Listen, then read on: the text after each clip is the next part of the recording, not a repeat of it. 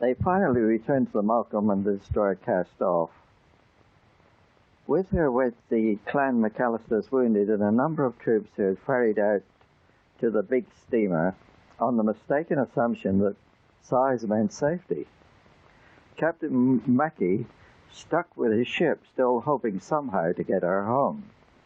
But the Stukas kept attacking, knocked out her steering, and finally Mackey called for help.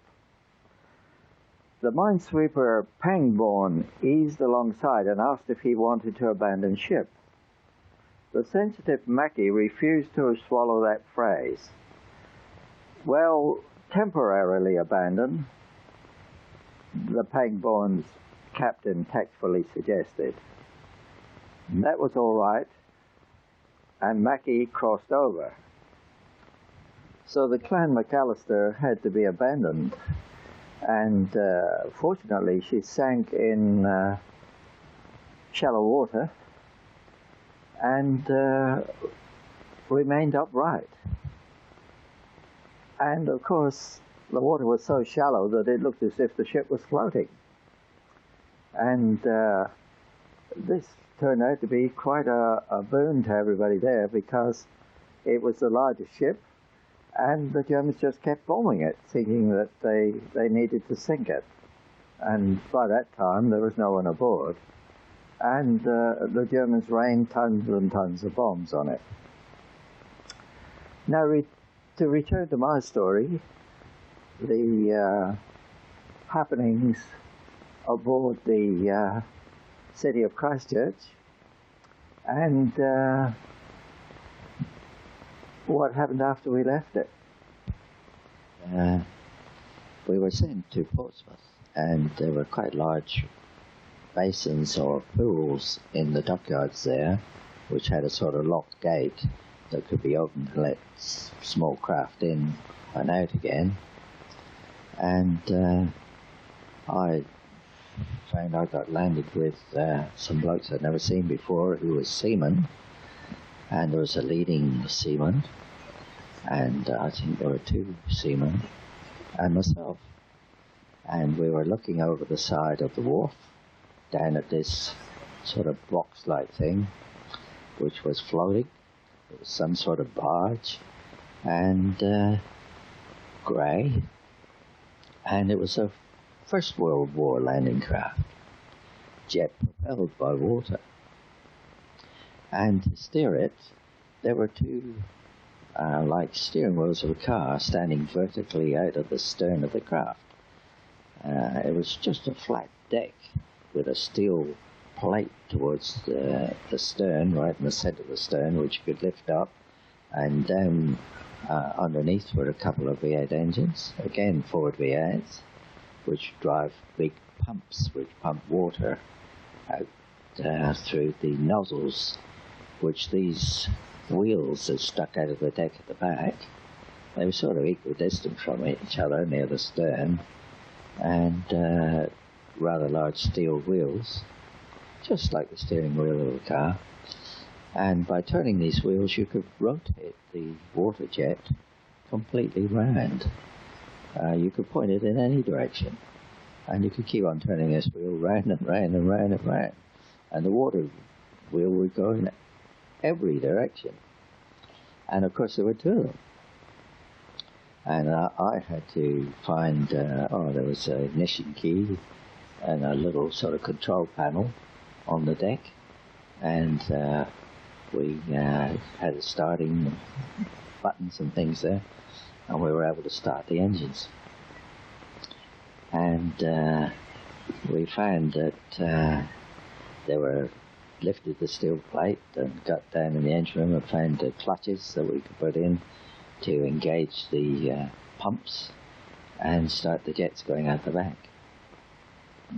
And this is what we did. We cast off and we went in every direction until we got used to these wheels, because there was no marking on the steering wheels, and you could have one jet going out one side and one jet going out the other, or you could have one forward and one backward.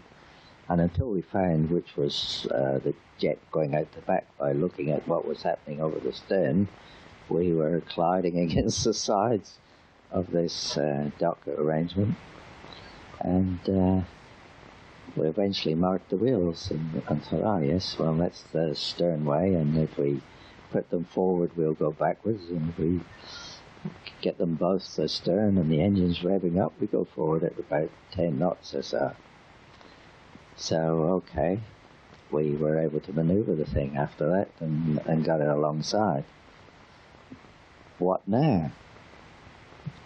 Well, that evening we were to join a ship, and it was called the City of Christchurch. It was quite a large merchant ship, about 10,000 tons.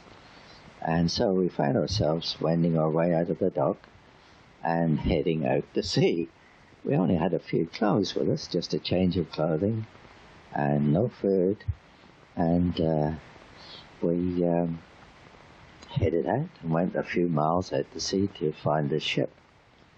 And there was the City of Christchurch, and we went alongside. And of course, you must remember, I'd never been to sea before. And of course, I'd never had a rifle or fired a shot or anything. And I'd only been in the Navy about a month. And here we were to be hoisted up by the ship. We had 4 wire slings, one from each corner of the craft, that we had to get the 4 ends of the wire ropes up on a hook that was lowered down to us. Okay, the blokes seemed to be experienced seamen I was with, and they knew what to do. The engines were switched off, and we started being lifted up the side of the ship, which was quite fairly high.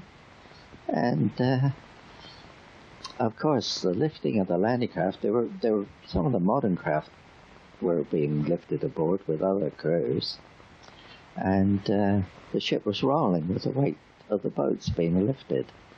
And we found that we swung out away from the ship and came back with a terrific bang against the side of the ship. And then the ship rolled again, and away we would go, swinging out, enough to shake you off your feet. And, okay, we got aboard. There was this big derrick that had been swung over the side, and they were hoisting us up with the winches and dropped us down on the deck. And we'd had such a banging and clanging up the side of the ship that we thought we'd better have a look in the engine room and see if the engines were still held by their mountings.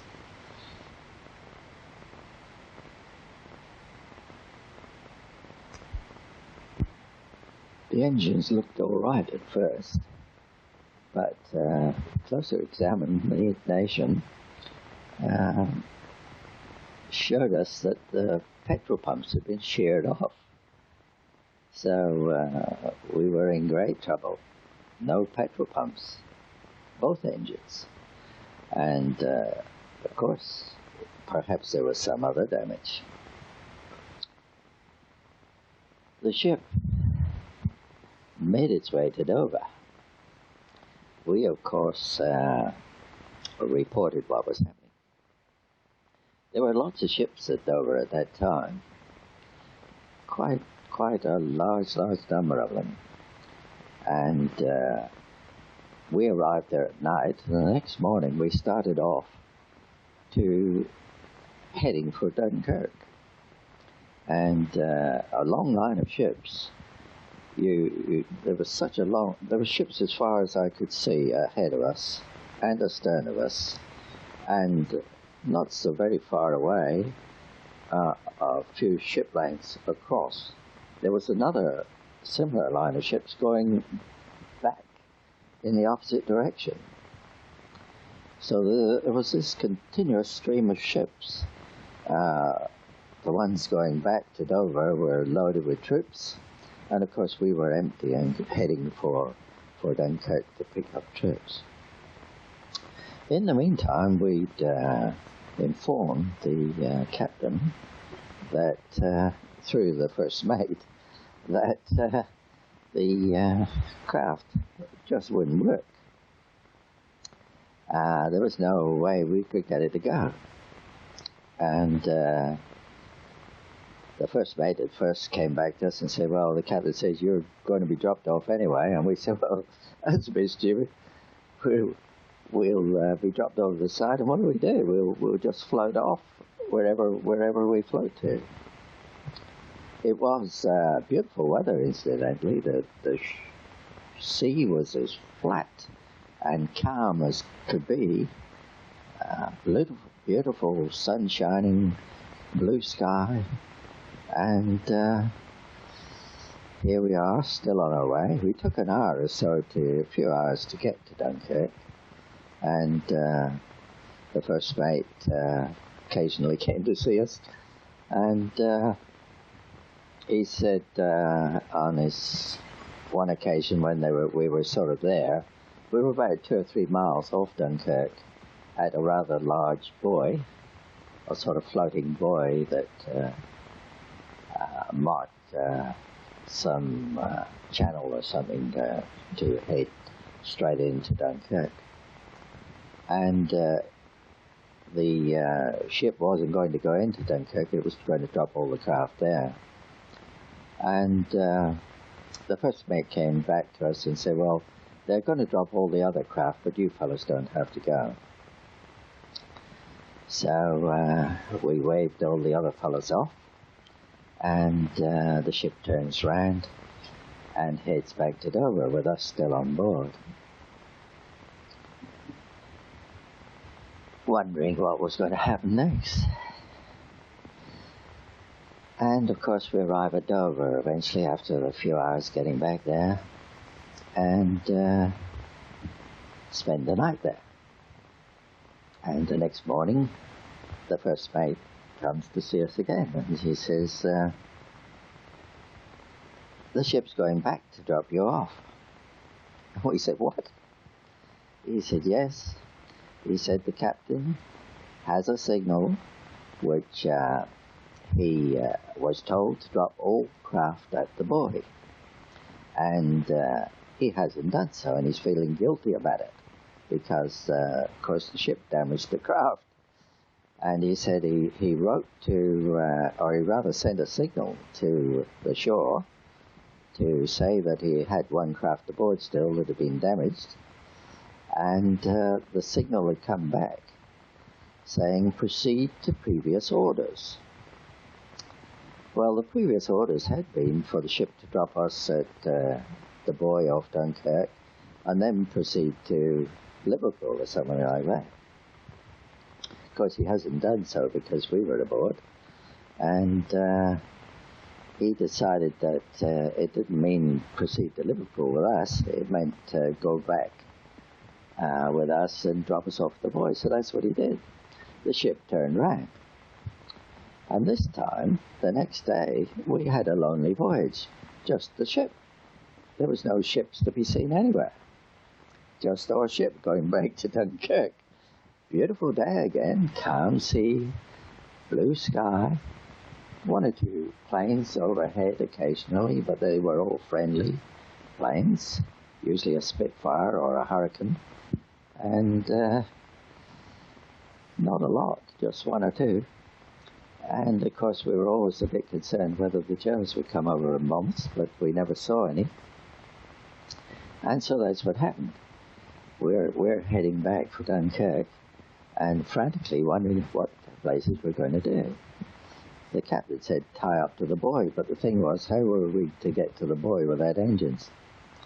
And so I said, well, if I can get some cans of petrol on the deck and some sort of flexible tubing to the carburetors, I could gravity feed the engines, and that would enable us to run to get to the buoy and tie up. And so they searched the ship but couldn't find any flexible hosing or anything suitable until somebody had the bright idea that there was a doctor aboard with a stethoscope. And so the rubber tubing from the stethoscope was used to connect the petrol tanks to the engines and in place of the petrol pumps. And so we had a siphon feed to drive the engines, and we could run them. And so that's what happened. We were dropped over the side, and we started up the engines quite successfully, no problems, and motored to the buoy. We found that the water pumps must have been damaged to the engines because no water came out the exhausts, and this seemed to indicate that there was no cooling to the engines.